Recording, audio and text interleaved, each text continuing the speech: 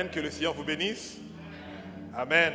On salue tous ceux également qui nous écoutent au travers les différentes plateformes des médias sociaux. Que Dieu vous bénisse abondamment. On veut tout simplement juste clarifier un point pour tous ceux et celles qui sont intéressés, les femmes, les dames qui sont intéressées, les demoiselles également, je pense que c'est à partir de 15 ans. Donc, on vous demande tout simplement d'aller voir Alta Grace. On la demande de bien souvent se tenir debout.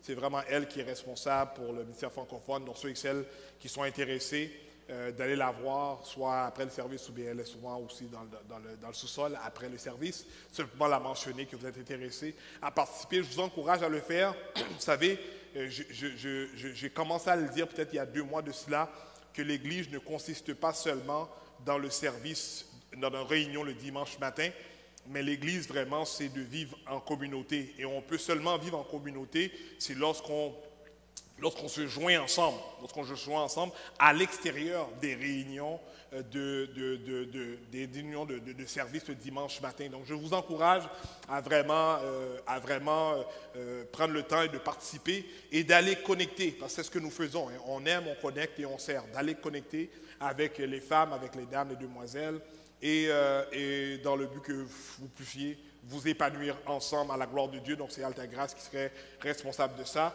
La date du pique-nique, très important de mentionner pour que vous puissiez l'écrire dans vos calendriers, c'est le 19 août. Le 19 août, le départ se fera ici à partir de 9 h.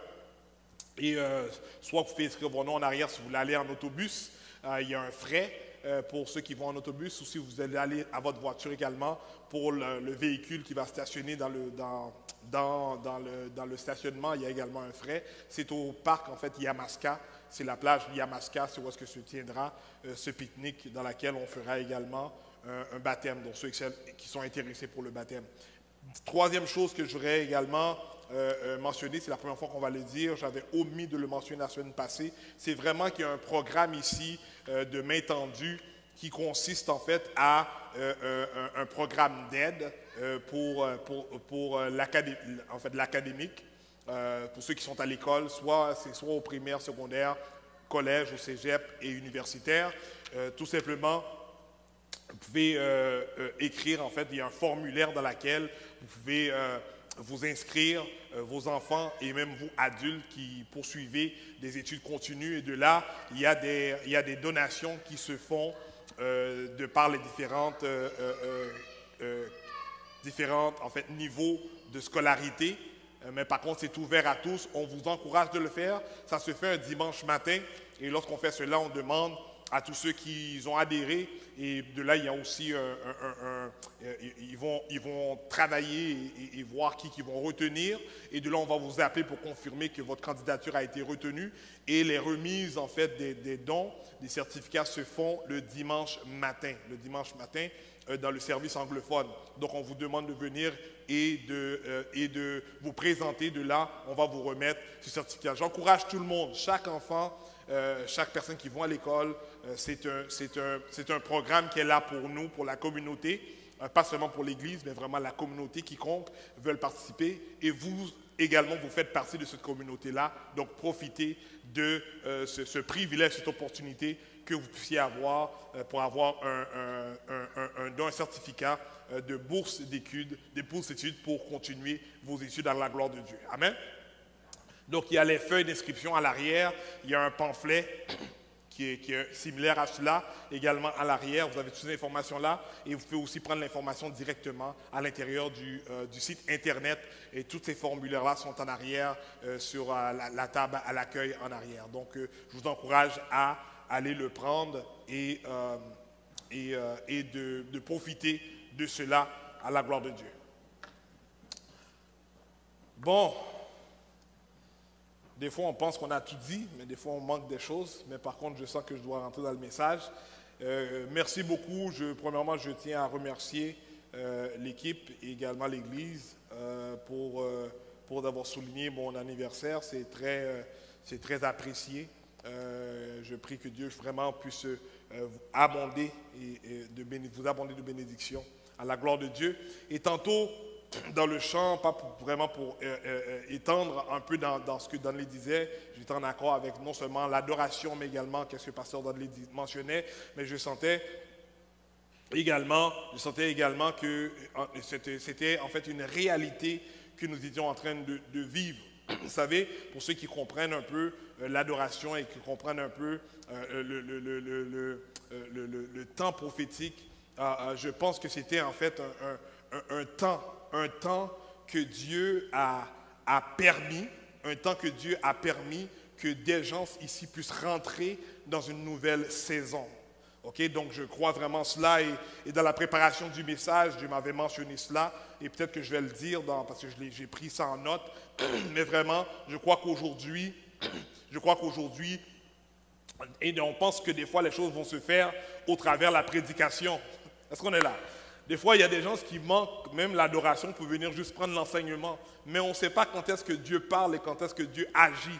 Donc, je vous encourage lorsqu'on dit n'importe quand on fait un réveil, une réunion, une fin de semaine ou quoi que ce soit, venez à l'heure parce qu'on ne sait pas quand est-ce que Dieu va parler. Vous savez, il y a deux choses que la dernière fois on parlait aussi à la maison.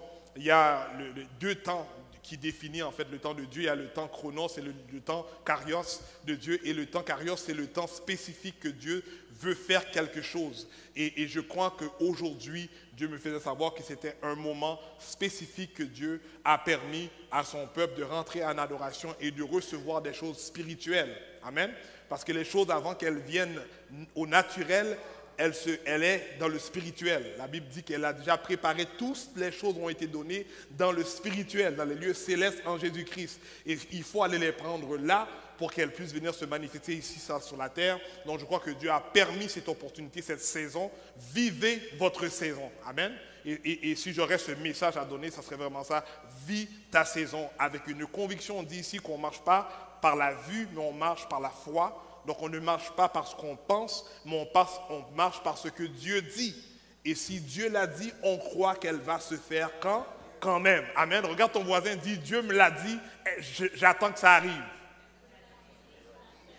Dieu l'a dit, j'attends que ça arrive. La semaine passée, on a continué en fait un message sur le grand thème le grand thème vraiment par rapport à la restauration et le titre en fait qu'on avait donné à ce message-là, c'est vraiment que Jésus prend soin de moi. Jésus prend soin de moi. Et on avait commencé à lire en fait le texte de Élie qui allait en fait rencontrer une veuve à Sarepta. Et ce qui se trouve en fait dans le livre de 1 Roi, chapitre 17, le verset, on avait lu la semaine passée du 8 à 12, mais par contre le contexte se trouve de 8 en fait à 16. Et on avait arrêté au verset 12, et juste par rapport au temps, je vais juste un peu sauter et me rendre un peu dans le verset 13, parce que si je reste dans mon introduction, je n'aurai pas le temps de continuer où est-ce que je devrais continuer. Mais une chose est certaine, c'est que pour donner une définition, peut-être pour ceux qui sont ici pour la première fois ou qui nous écoutent en ligne pour la première fois, on avait dit le sens biblique du mot restauration est de recevoir en retour plus que ce qui a été perdu au point où l'état final est supérieur à l'état original. Donc le point principal est que quelqu'un ou quelque chose est amélioré au-delà de toute mesure. On avait dit que la restauration de Dieu, ce n'est pas seulement de te redonner ou bien de refaire en sorte que la chose redevienne comme qu'elle était, mais elle va être supérieure de ce qu'elle était. On est là? Donc une restauration humaine reste seulement dans le contexte de remettre à un état neuf. Mais Dieu fait en sorte que les choses deviennent de mieux en mieux. C'est pour ça que Dieu va dire marche de gloire en gloire, etc. Donc on va voir également, j'avais dit également que le but de Dieu, c'est de ramener son peuple au plan de bénédiction. Le plan de Dieu pour l'humanité, c'est que l'homme qui accepte Dieu reste dans un état de bénédiction. On va voir même que c'était la première parole que Dieu avait donnée à Abraham. On est là et on voit qu'au travers de la Bible, le Dieu désire un bien-être pour tous ceux qui viennent ou qui désirent rester en lui et ceux maintenant dans le Nouveau Testament qui décident de l'accepter comme sauveur et Seigneur de sa vie. Dieu désire un bien-être pour cette personne-là. Et c'est pour cela que lorsque tu vois que les choses sont contraires à ce que toi peut-être tu vas définir comme bien-être, tu dois maintenant demeurer accroché à la parole de Dieu, à ce que Dieu te dit, qu'il désire il désire que tu vis dans un bien-être. Et c'est pour cela que je comprends que lorsqu'une situation peut-être peut se produire ou lorsque je passe au travers une saison, une situation, je sais qu'elle est temporaire. Est-ce qu'on est là? Elle est temporaire parce que la saison de difficulté n'est pas ce que Dieu a promis pour moi. Est-ce qu'on est là? La saison de problématique, la saison où est-ce qu'on voit que les choses vont de mal en pire, où est-ce qu'on voit que les choses sont bouleversées autour de moi, elle n'est pas la saison désirée de Dieu parce que ce que Dieu désire, c'est que je me place, que je vis dans une saison où est-ce que je suis propice à recevoir les bénédictions de Dieu. Est-ce qu'on est là jusqu'à présent? Et c'est pour cela que tu es en mesure de te tenir avec autorité et dire Satan, ce qui se passe est temporaire, mais je sais au nom de Jésus, ma bénédiction elle arrive. La saison des difficultés elle est temporaire, je sais que je vais vivre une percée en Christ parce que c'est ce que Dieu désire. Il a dit lui-même, sa prière, c'est que tu aies la vie et la vie en abondance. Est-ce qu'on est là? Donc l'abondance dit que je ne manque absolument de rien. Est-ce qu'on est là? Donc si je manque quelque chose, je peux dire à Satan, tu es menteur, je ne le vois pas maintenant, mais elle va venir dans le nom de Jésus-Christ. Je dis également que la restauration est une réplique au ministère destruction du diable. Donc on va voir depuis le début de l'humanité jusqu'à l'histoire lorsque Jésus-Christ vient dans la terre et jusqu'à ce que Jésus revienne, parce qu'on va parler de nouvelles terres, de nouveaux cieux, on voit que le Dieu que nous servons est un Dieu de restauration. Est-ce qu'on est là? Donc si on comprend la restauration, on comprend qu'il y a un processus qui se fait dans le but que l'affaire ou la personne redevient comme qu'elle était ou au-delà de cela.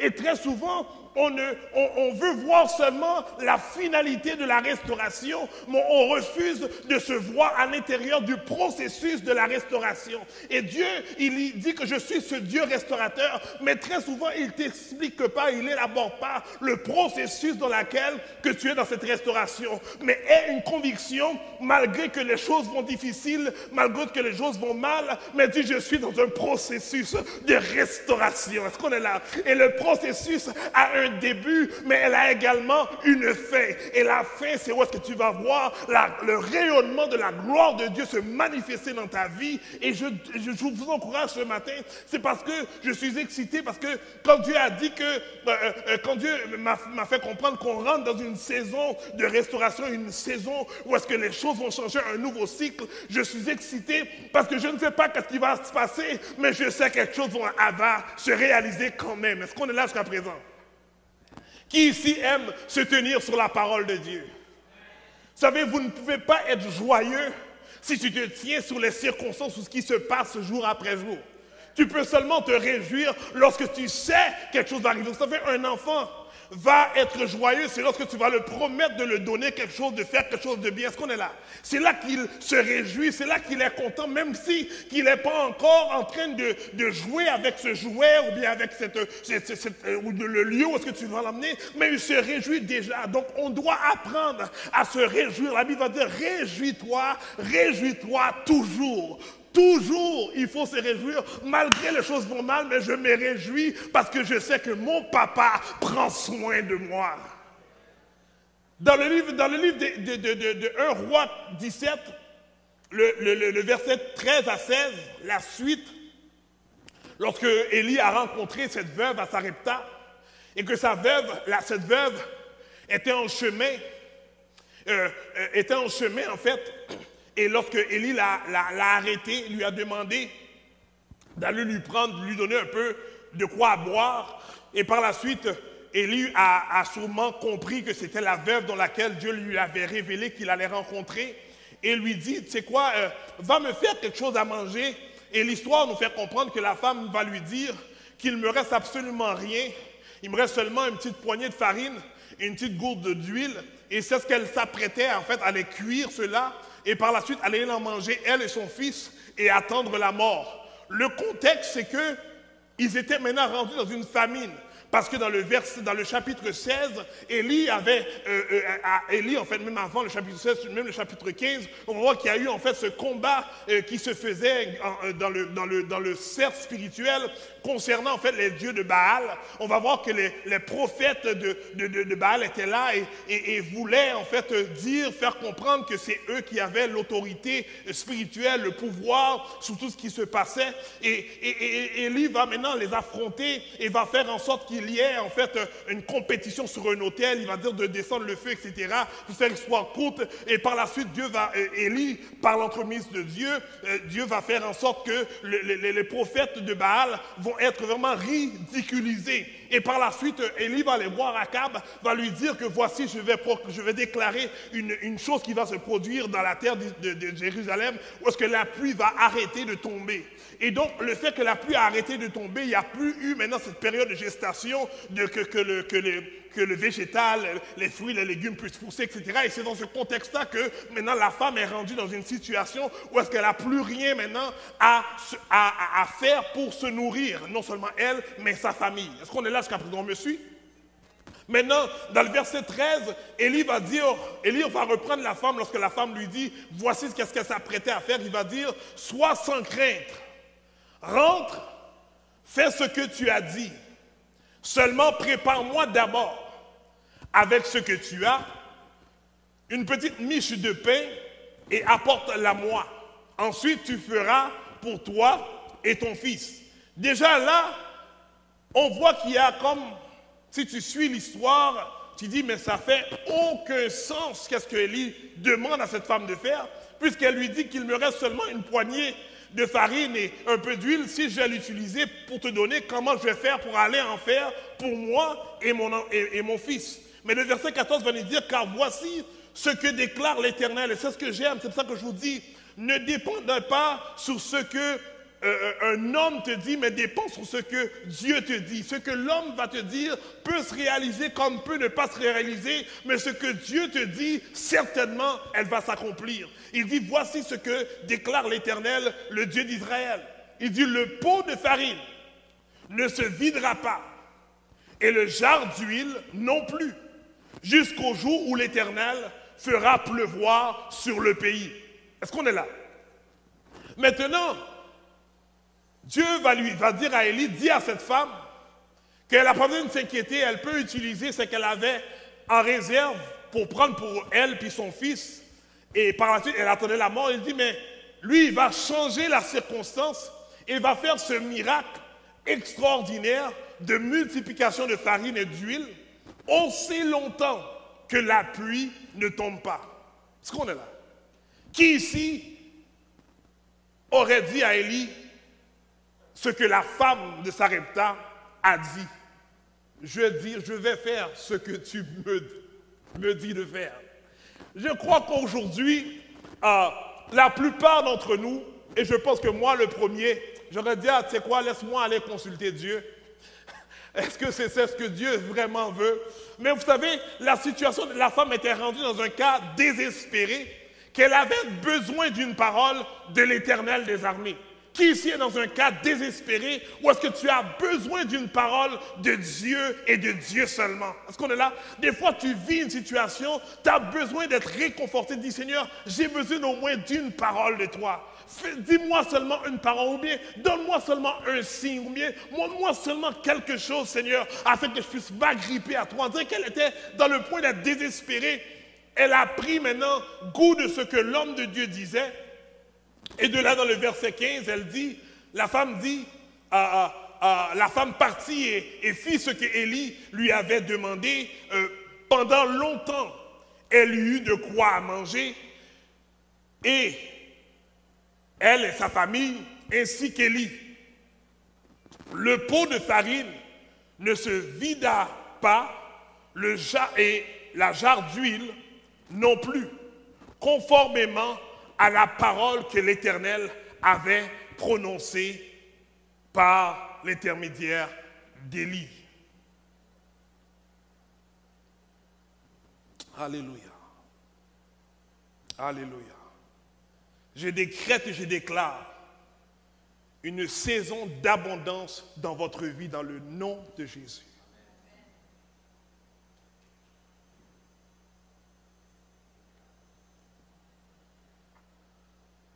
Je dis qu'avec ce que tu as, tu feras des exploits. Très souvent, on cherche à avoir beaucoup plus de ce que nous avons déjà, afin de voir quelque chose d'extraordinaire. Mais ici, Élie va dire à la femme non seulement ce que Dieu dit, mais si on comprend qu'est-ce que Dieu dit, il dit, avec ce que tu as, avec seulement ce que tu as, c'est plus qu'assez que ce que tu espérais avoir. Vous savez, Dieu va fonctionner lorsque tu es dans une situation d'impossibilité. Dieu va venir se manifester lorsque tu es dans un état où est-ce qu'il n'y a rien qui peut se faire. Lorsque tu es dans un état où est-ce que tu es dans ce désespoir, tu dis « Waouh, je ne sais que faire ». Mais tu vas dire comme le prophète, il dit « Seule chose que je peux faire, c'est garder mes yeux sur l'Éternel des armées ». Vous savez, on voit ici que la femme, elle est désespérée, elle a déjà dit ses derniers mots de mort. Son testament a déjà été écrit, elle attend que la mort, elle va juste cuire sans même penser qu'elle va être en mesure de survivre. Mais Dieu te fait comprendre que dans ta situation de mort, dans ta situation de désespoir, dans ta situation où est-ce que tu penses que rien n'est possible, rien ne peut t'emmener plus que où est-ce que tu es, Dieu dit, je vais utiliser ce que tu as pour t'emmener où est-ce que tu ne penserais même pas que tu pourrais arriver. Vous savez, il est très difficile à la femme de percevoir qu'est-ce que Élie lui a dit, parce que n'oubliez pas, la pluie n'a pas encore tombé. Donc il ne va pas seulement dire, va en faire et tu vas en avoir assez pour moi maintenant. Mais il lui dit, va utiliser ce que tu as et l'Éternel te dit que ce que tu as ne terminera pas jusqu'à ce que la pluie va retomber. Personne ne sait quand la pluie va retomber. Je pense que tout le monde peut-être jeûnait pour que la pluie retombe. Mais la pluie ne tombait pas. Mais il dit, inquiète-toi pas. Aussi longtemps que l'Éternel des armées est avec toi, tu n'as pas besoin de t'inquiéter de rien. Et c'est là que tu comprends cette profondeur lorsque tu as cette conviction que Dieu est en contrôle. Regarde ton voisin, dit, Dieu est en contrôle. Vous savez, c'est difficile de dire cela, surtout si tu vis une situation difficile dans ton mariage. Si tu vis une situation difficile peut-être avec tes enfants, si tu vis une situation difficile peut-être même au niveau du travail, si tu vis une situation difficile peut-être au niveau financier, si tu vis une situation difficile peut-être même au niveau de santé mentale, santé physique, des situations difficiles, c'est dur de dire Dieu est en contrôle parce que tu dis comment que Dieu peut être en contrôle dans ma misère. Mais je vais te faire comprendre que Dieu dit il est avec toi quand tout va bien, mais il est également avec toi lorsque tout va mal. On est là et je crois qu'on préfère avoir Dieu lorsque tout va mal que lorsque tout va bien. Est-ce qu'on est là? Donc, des fois, on ne comprend pas cela, donc on veut toujours être dans ce bien-être où est-ce qu'on a dans cette mentalité que je n'ai pas vraiment besoin de Dieu parce que j'ai beaucoup d'argent. Je n'ai pas vraiment besoin de Dieu parce que j'ai plein dans mon grenier à faire à manger. J'ai beaucoup de vêtements, j'ai des voitures, je peux voir. On ne comprend pas vraiment cette mentalité, cette dimension de dépendre de Dieu. Mais ceux qui n'ont absolument rien savent qu'est-ce que je veux dire lorsque tu dis que je dépends de Dieu. C'est-à-dire si Dieu n'intervient pas, oh la vie elle est finie. Si Dieu n'intervient pas, je pense que je vais perdre mon emploi. Si Dieu n'intervient pas, je pense que je vais perdre mon appartement ou bien mon hypothèque. Mais lorsque tu crois que Dieu est en contrôle, tu n'as pas besoin de t'inquiéter absolument de rien. Laisse-le agir. Vous savez, il y a un chant qui dit, je ne sais pas comment, ni pourquoi, mais la seule chose que je sais, c'est Dieu l'a fait.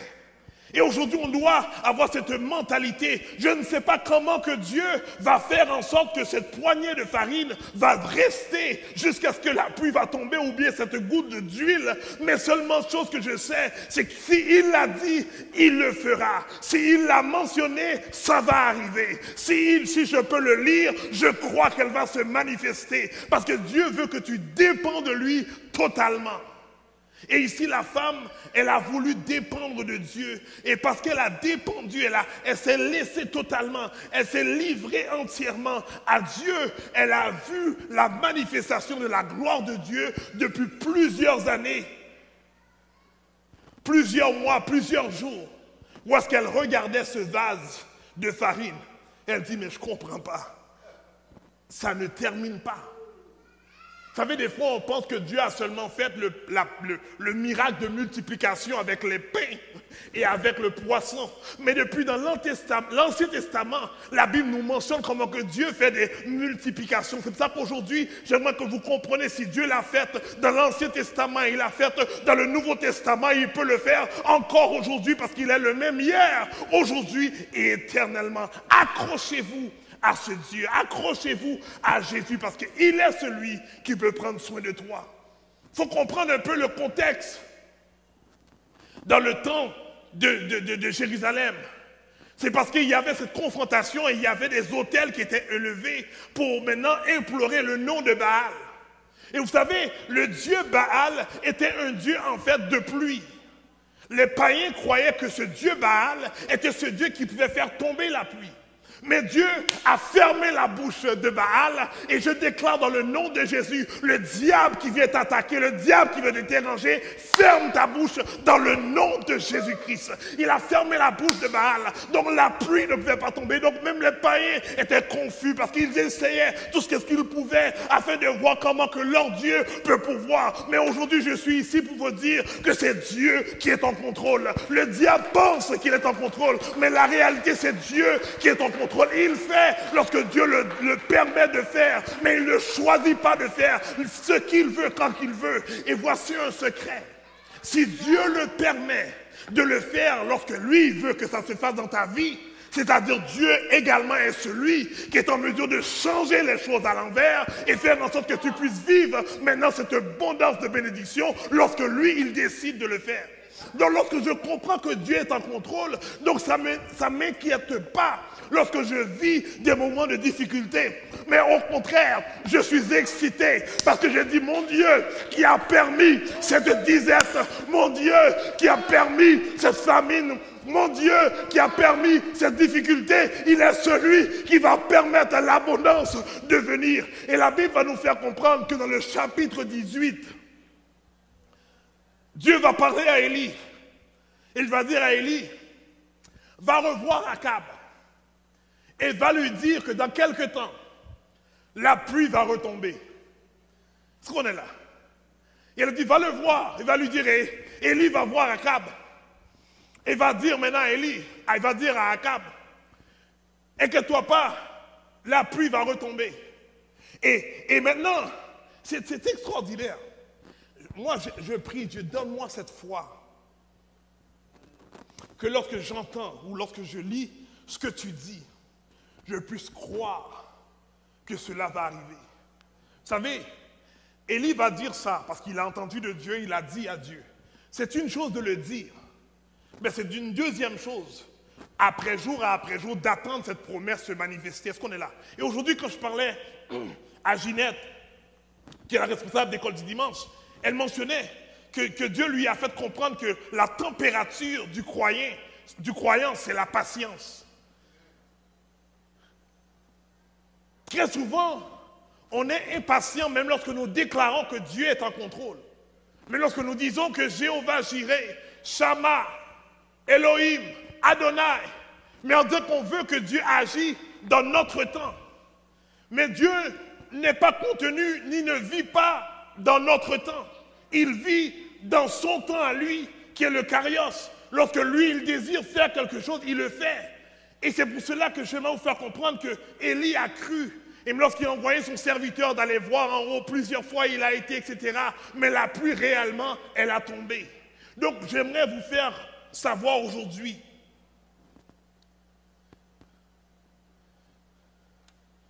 Le temps me fait défaut. J'aimerais vous faire comprendre aujourd'hui. Regarde ton voisin, dit, Dieu prend soin de moi.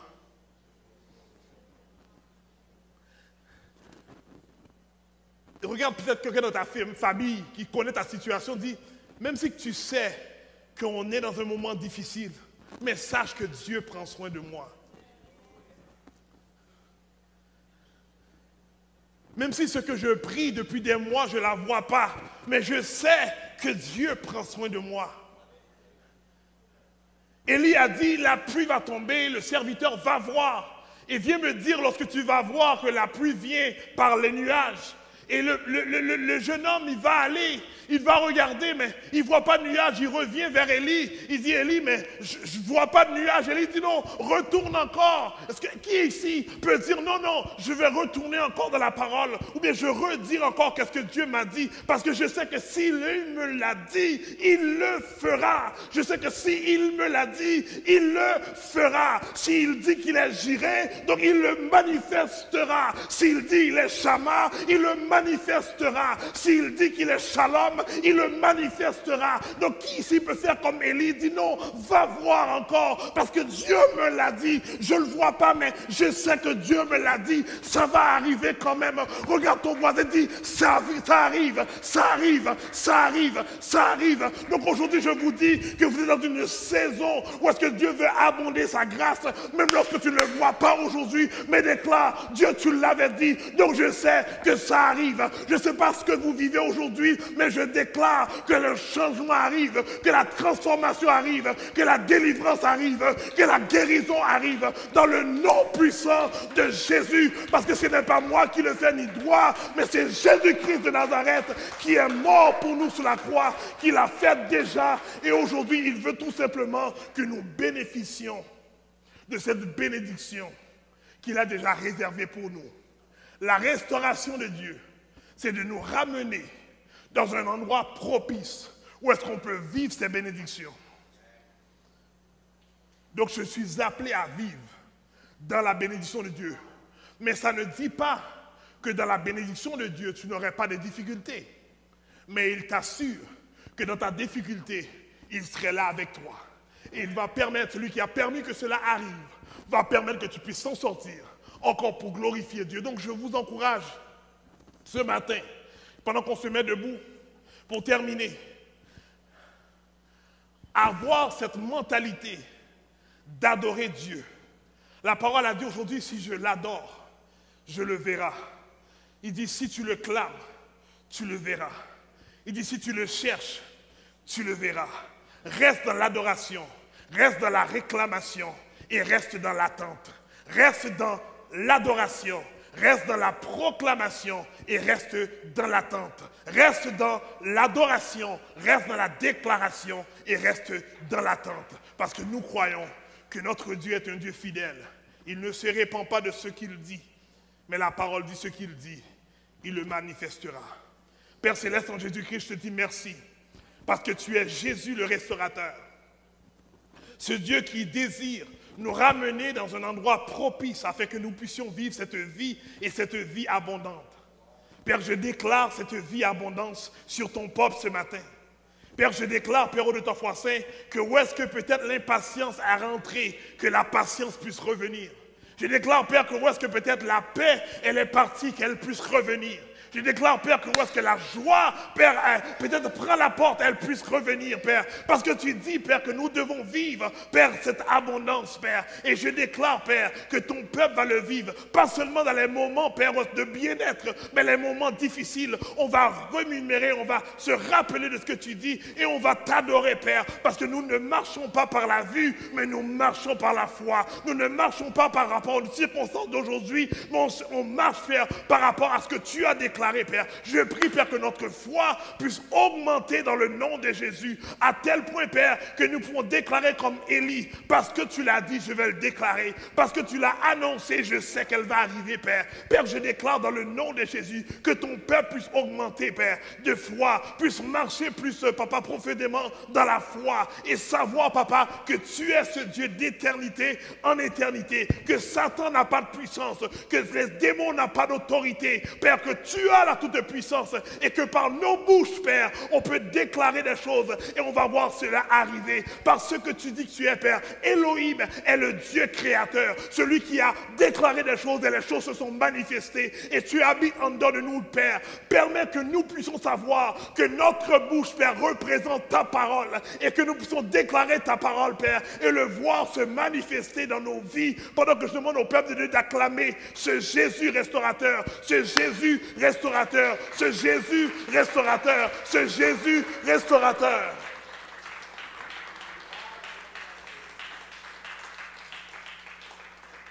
On croit que Dieu demeure Dieu et qu'il est ce Dieu restaurateur. Donc ma bénédiction pour vous ce matin, que ce Dieu restaurateur puisse restaurer nos vies, puisse restaurer nos familles, puisse restaurer nos couples, puisse restaurer nos enfants, puisse restaurer nos situations familiales, nos situations financières, puisse restaurer nos situations peut-être d'emploi, de profession, d'entrepreneuriat. Je prie que Dieu puisse restaurer toute fonte et comble de nos vies dans le nom de Jésus-Christ et qu'on puisse continuellement être le représentant de Jésus sur terre. Et lorsque les gens vont nous voir, vont voir le Dieu restaurateur et ils vont glorifier ce Dieu par rapport à qu'est-ce qu'ils voient en vous. Je vous prie de partir avec cette bénédiction et être convaincu de qui Dieu est pour vous et ce qu'il veut faire avec toi. Partez en paix, que Dieu vous bénisse. N'oubliez pas, on vous encourage d'aller en bas dans le sous-sol où est-ce qu'on veut vivre en communauté. Il y a des partages, il y a la nourriture déjà préparée pour vous. Et si peut-être vous avez déjeuné le matin, ça ne dérange pas juste le temps de dire bonjour, allô à quelqu'un. Je pense que c'est bon que nous puissions apprendre à connecter ensemble. Et c'est comme ça qu'on va être en mesure de servir l'un l'autre dans le nom de Jésus. Passez un excellent dimanche. Que Dieu vous bénisse abondamment. On se voit la semaine prochaine.